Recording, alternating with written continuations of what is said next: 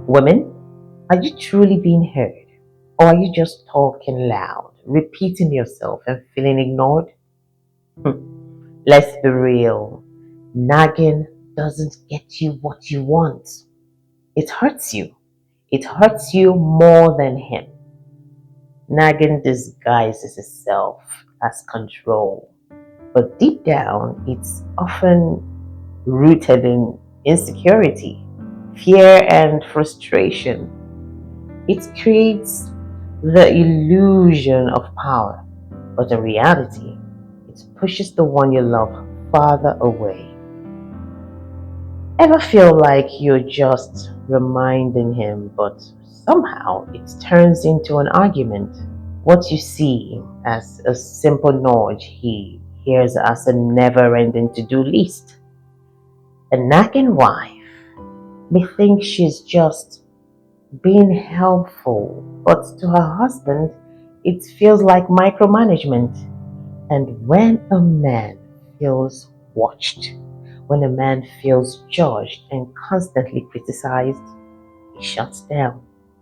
The result? Tension rises, conversations fade, emotional distance takes over, and suddenly you're asking yourself why he's so distant. But the real question is, when did we change? Stay with me, ladies, because understanding this could transform your marriage. One look and I breathe. Let's start with what nagging does to a man. When a man is constantly nagged, he develops self-doubt. He begins to feel unworthy, begins to feel incapable and not good enough. Most times, he wouldn't want you to run him down with complaints and excessive talks. So he creates a defense mechanism that pretends you don't exist.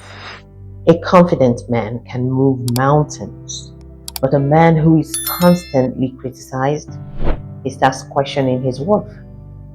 He wonders if he's even needed. Nagging makes a man withdraw, avoid conversations, and stop trying because nothing he does ever seems right. What nagging does to a woman. Women, after nagging, your husband feels frustrated, angry, and resentful. But let's talk about you, the nagging wife. Nagging may get something done in the short term, but over time it creates a breakdown in the relationship. The intimacy fades, the distance grows, and before you know it, you're wondering, why doesn't he talk to me anymore? The moment you treat your husband like an irritant, he understands it. And what does he do? He pulls away. He avoids you. He even rushes out of the house before you wake up just to escape the constant feeling of failure. And worse, your children are watching. Your daughter is learning how to treat a man, and your son is learning what to tolerate from a woman. Are you raising someone who will build a home or someone who will destroy it? The holy nag. Funny as it may sound, some women nag like saints. They nag silently, but it still hurts. When your husband does something for you, but not quite the way you want it, do you say thank you? Or do you sigh, grumble?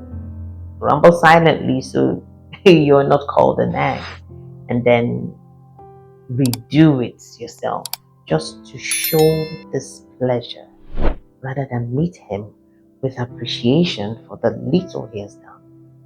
A holy nag will leave whatever she's doing just to fix what her husband had already done.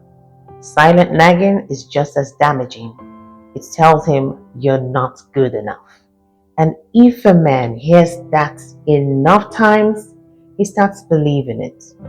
This act shows him that he isn't appreciated. Even if he wants to do it better, he still doesn't know how to satisfy his wife. The consequences of nagging. Nagging is as detrimental to a marriage as cheating or financial problems. It pushes your husband away, lowers his self-esteem, and damages your connection. Now we keep talking about reconnection, emotional connection. It is a connection.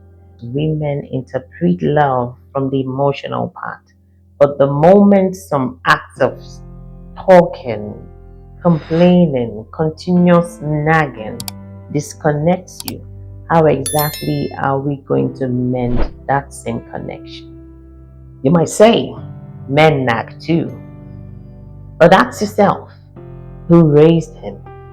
Who taught him how to interact in a home? Women have immense influence over their family, especially in shaping the next generation.